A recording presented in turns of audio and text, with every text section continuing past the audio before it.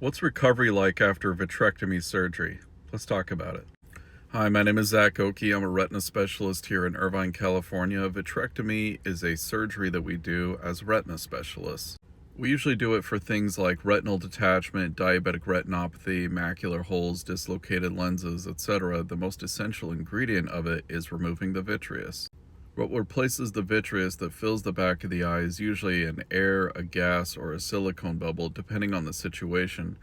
And recovery basically involves waiting it out.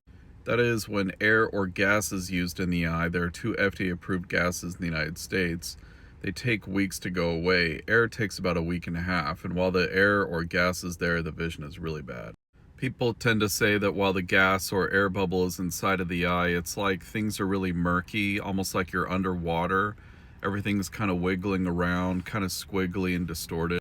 But then slowly over the course of days and weeks, you'll see this line on the top of the vision, and it starts to make its way down until finally the bubble is gone. At that point, there are several things that could influence your vision. For example, the disease itself, which was treated. For example, a retinal detachment. If you had a macula off retinal detachment, now there's fuzzy vision still because the retina is still in the middle of healing from the detachment.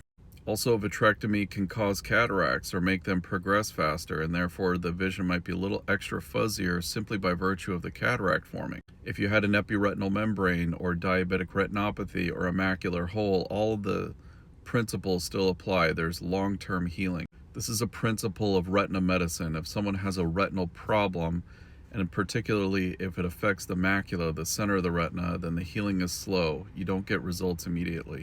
If unfortunately someone has a silicone bubble inside of the eye, then the vision remains fuzzy until the silicone is removed in another surgery.